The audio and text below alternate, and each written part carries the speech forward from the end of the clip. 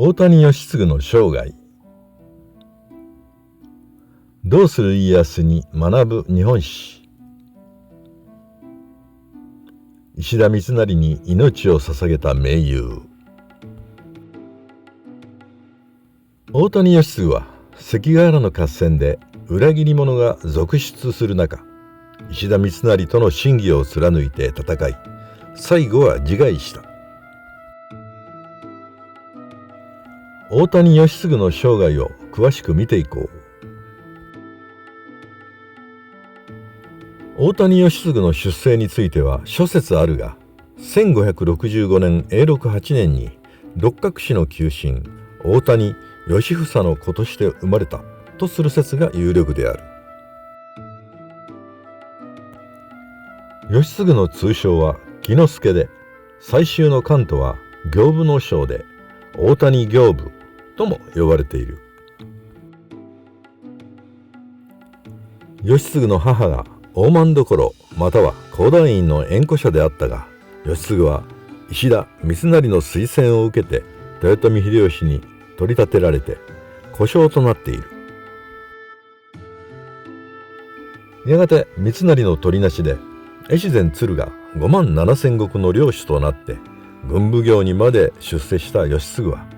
三成と固い友情で結ばれ、何でも言い合える友となっている。しかし若くして義次はハンセン病に罹患して、病状は次第に悪化していく。ハンセン病は現在では感染力の弱いことが知られているが、当時は感染者に近づくことも忌避された。そんな中、義次と三成はある時、連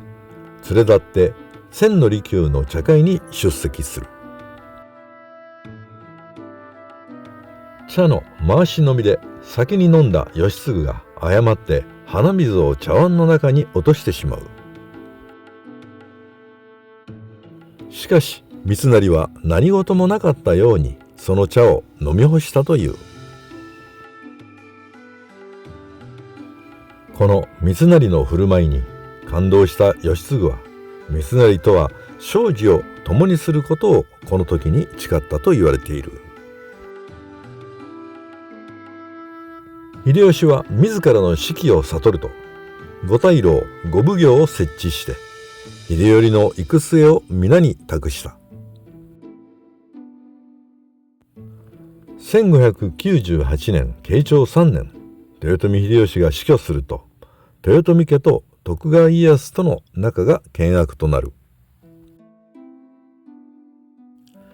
翌年に秀吉の盟友で五大老の一人前田利家が逝去する。すると福島正則や加藤清正などの豊臣家臣団の武断派諸将と三成ら文治派諸将との対立が先鋭化する。正則らは三成襲撃を企てたため、家康が中に入って三成は奉行職を解かれた。三成が沢山城に引退させられたために、家康が大きく勢力を伸ばした。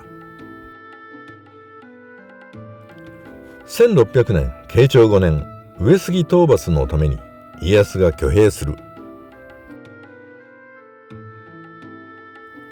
義次は家康に従って行動を共にしたが、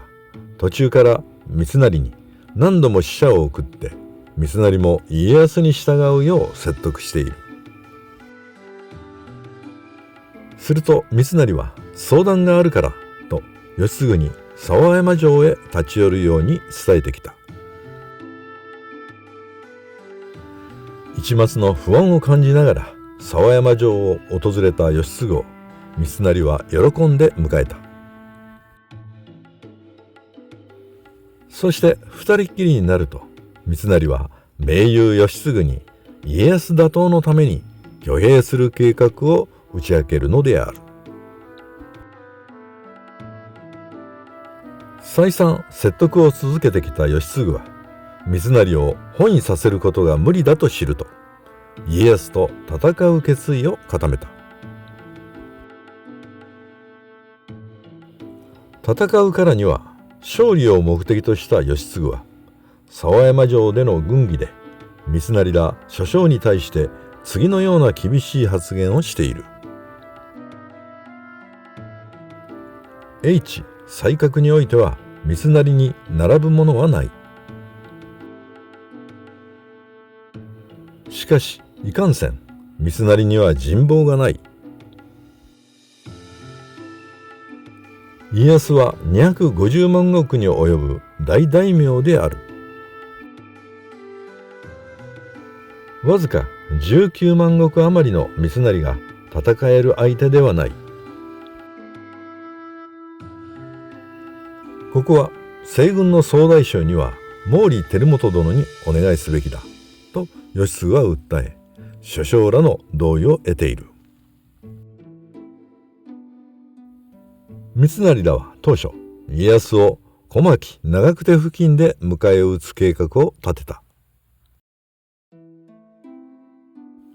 ところが岐阜城がわずか1日で東軍に陥落させられたために、急遽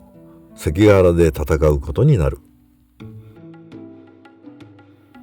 1600年慶長5年9月15日、関ヶ原の合戦の当日、義継は松尾山に布陣した小早川秀秋が寝返ることを予想して松尾山の麓に陣を引いた。さらに義継は脇坂康晴を小早川軍を牽制できる位置に配置している。義継は病状が悪化してほとんど失明状態で軍の指揮を執っている。関ヶ原の戦いは当初、義継らの奮戦で西軍有利で推移していた。ところが小早川秀秋が寝返って大谷軍の背後をついたことで戦況は一変する。